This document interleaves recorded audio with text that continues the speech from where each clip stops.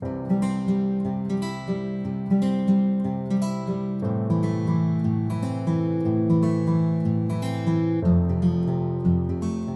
guys, welcome to the Real Deal Unmasked. So today our topic will be help. I can't stand my in-laws. Wow. Yeah, that's a hot one, guys. That's a hot one. And I'm sure that if you cannot relate to it, someone in your family can relate to it, or a friend can relate to this topic. You know, you agree? Yes. Marriage is difficult all by itself because you're putting two different individuals together and with two different mindsets. And what can complicate it is when you also throw in some, their family members that may be, you're not getting along with them. So that's causing a rift between you two. So this is very important that you pay attention to it and you learn how to deal with it. Because if you don't handle it properly, it can cause a level of separation in your relationship, and it can create problems for you for a long time until this matter is resolved. Yeah. So for those persons who believe that, hey, I ain't married to his mommy, or I ain't married to his daddy, or I ain't married to his siblings, I'm married to you, you're absolutely right. However, that comes along with the package deal. So you gotta just know. And so our first point we will basically encourage you to do is, sit down and think, what are some of the challenges you are facing with your in-laws? Right. So, you definitely have to establish, what's really going on. I mean, what's the underlying issue that you're experiencing, the challenges that you're experiencing. Is it really, definitely. You, or is it because of the impact that you have on the person that you're marrying? Or is it because, you're marrying my baby and you're taking my baby away from me, and I'm used to my child or my sibling helping to support me financially. Now that you're in the picture, I'm not able to get that support that I used to get. Yeah. So, that's why it's important to have premarital counseling as well, so that you can, have these conversations so that, you can basically uncover some of these things before you get into that marriage. Because, the premarital counseling sessions helps to uncover some of these challenges that you would face right once you get married. Yeah, that's really good. That's a real good point, honey. Because a lot of times you end up marrying an individual and you don't plan. You know that you help your mom with the bills, and you know that you're your mom's heartstring. However, the person you're marrying is not aware of all these things. So that's a good point. I like that point. They don't understand the extent. They don't understand that you and your mom have a mortgage together. Your name is on the mortgage. That's a different thing altogether. Yeah. That's a good point. Yeah, because you didn't think about it. You love your mom and you want to make sure to support your mom, especially if your dad is not even in the picture, and you go and tie yourself up with a mortgage and you forget to tell your wife, or that can create a problem. Husband. Or your husband, sorry, vice versa. And also another point I think, which is really good as well, is not preparing your spouse, not preparing even your parents. Preparing. You're not preparing. You're not letting them know that, hey, I'm in a relationship and this is going serious. You're not preparing to say, well, Mom, I know that I took care of you for all these years. You need to find a job. Or if your parents are retired, you're not letting your spouse know that, hey, if we're getting into this relationship, we need to make sure, plan and put aside things. Set them up. Set them up. Because you don't want to say that you don't want to take care of your parents. You should take care of your parents, but you should discuss this with your wife or your fiance. Right, prior to getting married. So it won't be no surprise. Yeah, so it's really important to have that conversation and do premarital counseling so that you can discuss who's going to take on what, how he feels about it and how she feels about it. Right? Yeah. Yeah. So Definitely. makes sense. And then you also need to have the conversation with your spouse to say, listen, I know these are your family members, and I need you to understand, or I need you to see that, I don't like the way that your family members are treating me. It's the way that they're treating me is affecting me, and we need to find a way to deal with that. So I guess that leads us to our next point. Yeah. Oh, yeah. Yeah. The next point we want to touch on. The second point is, what role does my spouse play in all of this? Right. So if you're having challenges with my family members or vice versa, first and foremost, we should be able to have a conversation about whatever challenges that you're experiencing or whatever level of discomfort that you have towards my family members. And what's important is not only having that conversation with you, but you being willing to listen and hear what I have to say and not be defensive and be open. Because remember now, we're now married. So you're not married to your family members. You're married to your wife, you're married to your husband, or you're in relationship with your spouse. So now what the most important relationship is really the marriage. So you need to be willing and able to have a conversation so that you can try and mend or fix that gap. Because really and truly, if your spouse is having a problem with your family members, the only person that could fix that really is you. I can't fix it if your family have a problem with me. You need to be willing to have a conversation with your family members and say, this is the woman I marry, or this is the man I'm married to. I need you to, treat them fairly. I need you to understand that this is the relationship I'm in, regardless if you like them or if you don't like them. Wow. This is what it is. This is what it's going to be in the future. I need you to respect this person. So let me just make sure that we all understand what you're basically saying. So I have a problem. So you have a problem with your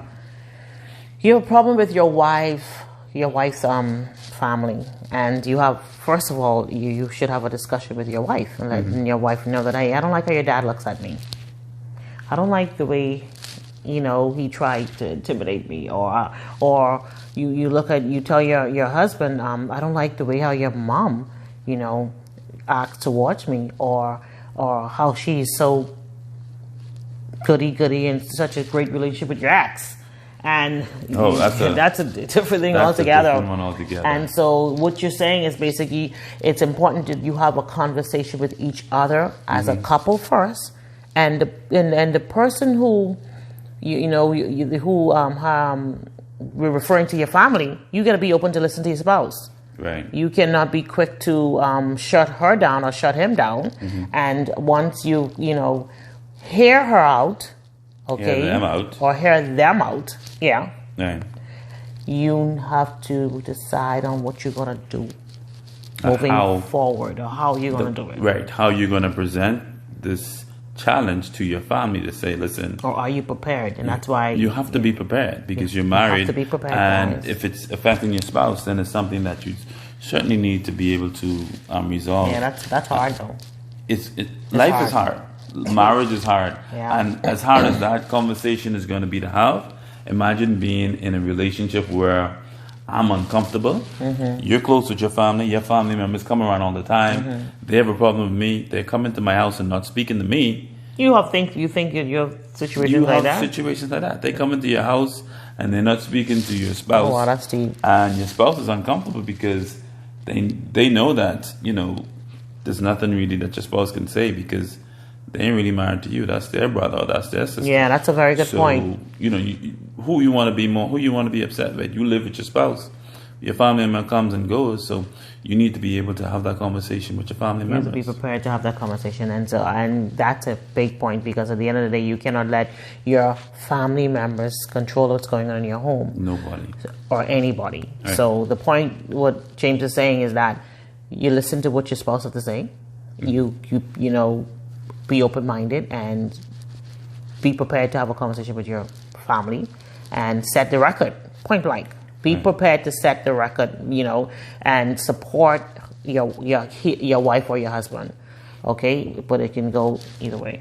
Right, definitely can. That's a touchy thing though, because you have some mother-in-laws and fathers-in-laws. But I believe, I shouldn't say mostly mother-in-laws, especially if you're the only child or you're the only boy. That puts a strain. So what would you say for that boy or that man who is the only child or the only son and is pretty much in love with his mom? It's been from dad died or dad stepped out. It's been him. How do you do that? How do you do that? You love your wife, but you love your mom. That's tough. It is. It's very difficult. But you don't make love to your mother. You make love to your spouse. Wow, you don't go to your mother for sex. That's good, honey. You go to your spouse for sex. You stood before God to say that I'm going to be with my spouse, not with your mother. Your mother is your blood. You don't. She never stops being your mother. But she has her life to live, and you have your life to live. There needs to be a level of separation. That's good. And you need to have that conversation with her to say, listen, she's uncomfortable. I love you. I'm still your son. Mm-hmm. I'm still your daughter, whatever the situation is.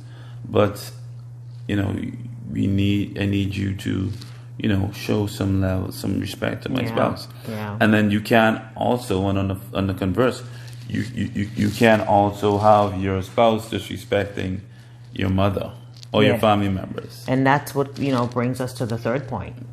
With our third point, basically, I think that fits in perfectly with the third point. And our third point is basically, we need you to sit down and pause a bit. And we need you to, think.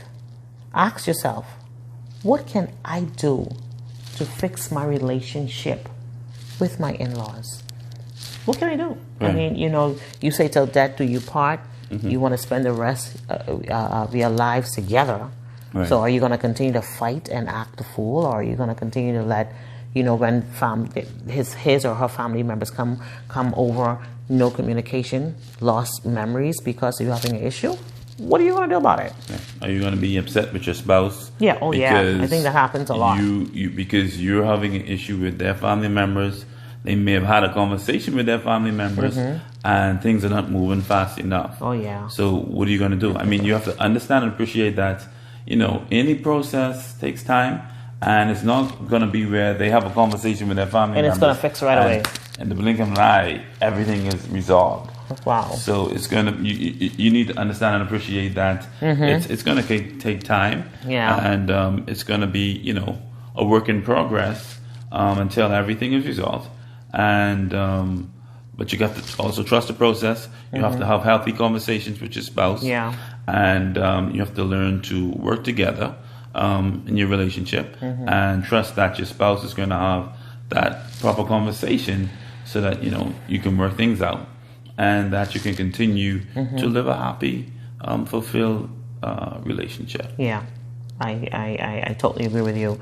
And again, it's really important to, prepare yourself mentally that, hey, let's see the history on why my mother-in-law is acting the way she's acting, or why my father-in-law is acting the way he's acting. If you take the time to have the healthy conversation, like James just said, you will look at things a bit differently, and you'll understand it's a reason why he or she is acting the way that they're acting. And, it can help you look at things different and help you love unconditionally. Continue to do your part. Right. Okay. Like James said, respect. Okay. And the spouse. And once your spouse is supporting you, I think it makes it much easier. Right. If your spouse is supporting you and understanding where you're coming from, understanding your, why you're so uncomfortable, it'll make the process for that individual much better. It'll help, and yes. And you just kill with love, because if you honestly and truly, if you love your spouse, like you say you love your spouse, and you know that their family mean a lot to them, you'll be willing to do what it takes to make peace. Right. Now, I'm not telling you to go bake with your mother-in-law if she can't stand you and you can't be in the kitchen, or to ask your father-in-law, let's go shoot some hoops or golf, and he can't stand you. Baby steps. Right. You just, good afternoon, making sure Mother's Day or Father's Day, you show some sort of appreciation. No, that's not your mother. That's not your father, but that is your spouse's mother. And that's your spouse's father. So it's just, the last point basically is doing whatever it takes to try and fix it. And right. of course, we always say pray. Right. Definitely have but to. prayer faith without works is dead. And you have to pray and also put your actions to work. So we hope that something that we said was able to help you with your process. Yes. We thank you so much for watching our videos. We want to encourage you to please hit that subscribe button. Don't forget to hit that like button. And if you have any questions or topics that you would like for us to talk about, we ask that you can just send us your comments or questions in the line below, or you can send us an email, or you can also contact us on our various social media platforms, Instagram, Facebook. So thank you again for watching our videos. Thank you so much. Thank you so much for subscribing, and thank you so much for sharing it with family members and friends. We look forward to seeing you in the future. Have a blessed day. God bless.